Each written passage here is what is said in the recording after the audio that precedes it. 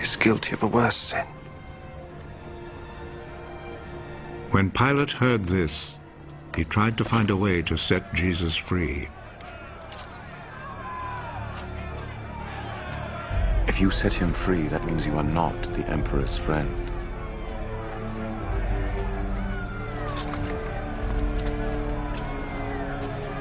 Anyone who claims to be a king is a rebel against the Emperor.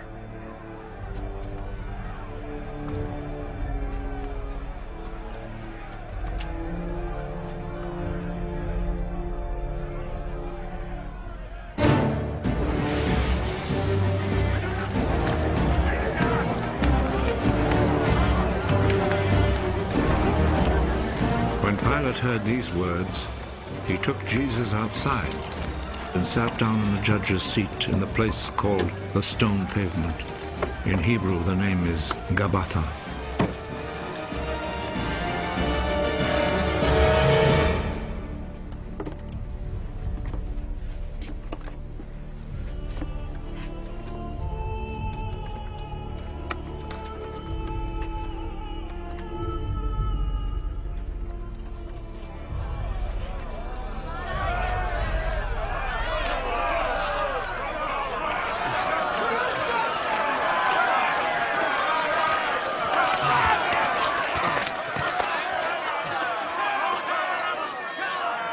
It was then almost noon of the day before the Passover. Pilate said to the people, "Here is your king." Kill him.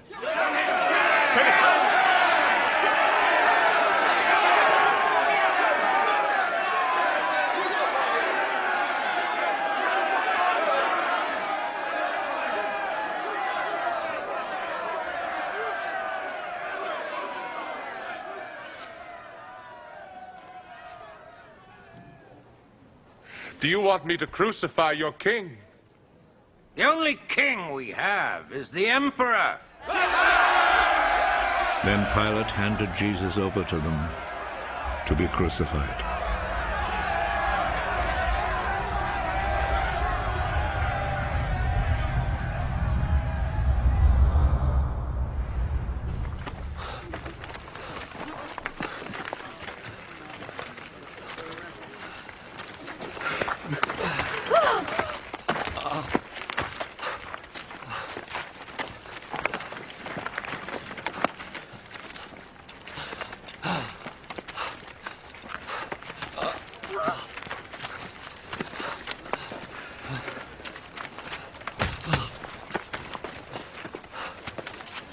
So they took charge of Jesus.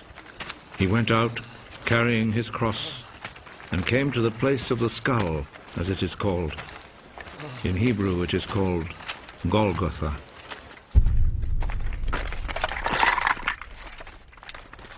There they crucified him, and they also crucified two other men, one on each side, with Jesus between them.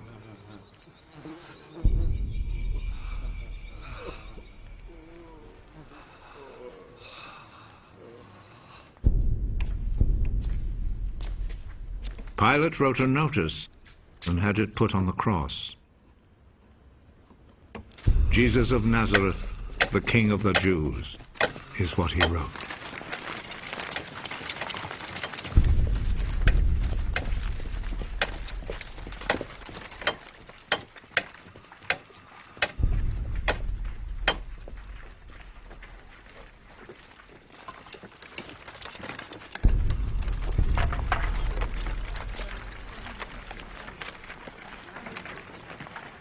Many people read it because the place where Jesus was crucified was not far from the city.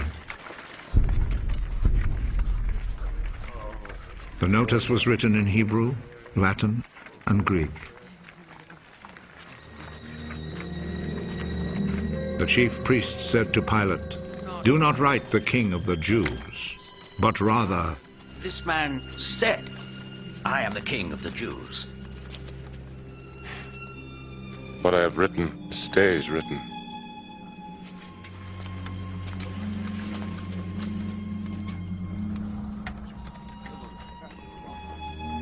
After the soldiers had crucified Jesus, they took his clothes and divided them into 4 parts, 1 part for each soldier. They also took the robe, which was made of 1 piece of woven cloth without any seams in it. The soldiers said to one another, "Let's not tear it. Let's throw dice to see who will get it." This happened in order to make the scripture come true. They divided my clothes among themselves and gambled for my robe. And this is what the soldiers did.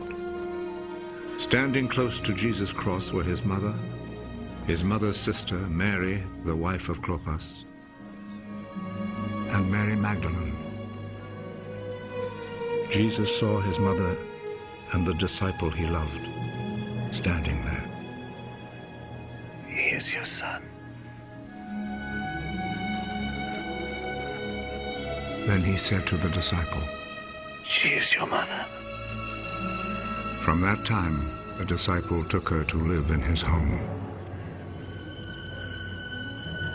Jesus knew that by now everything had been completed. And in order to make the scripture come true, he said,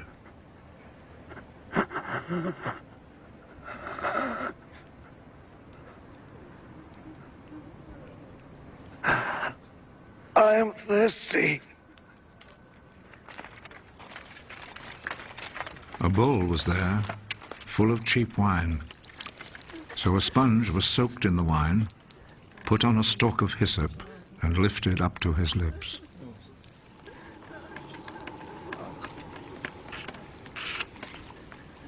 Jesus drank the wine.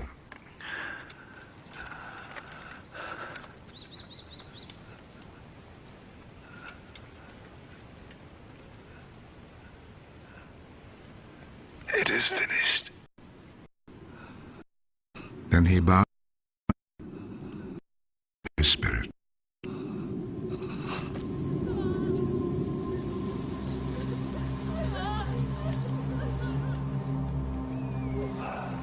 Then the Jewish authorities asked Pilate to allow them to break the legs of the men who had been crucified and to take the bodies down from the crosses. They requested this because it was Friday, and they did not want the bodies to stay on the crosses on the Sabbath, since the coming Sabbath was especially holy. So the soldiers went and broke the legs of the first man, and then of the other man, who had been crucified with Jesus. But when they came to Jesus, they saw that he was already dead, so they did not break his legs. One of the soldiers, however, plunged his spear into Jesus' side.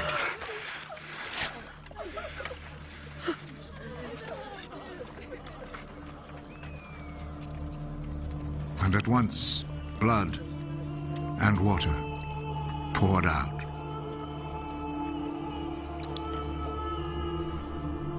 The one who saw this happen has spoken of it, so that you may also believe. What he said is true, and he knows that he speaks the truth. This was done to make the scripture come true. Not one of his bones will be broken. And there is another scripture that says, people will look at him whom they pierced.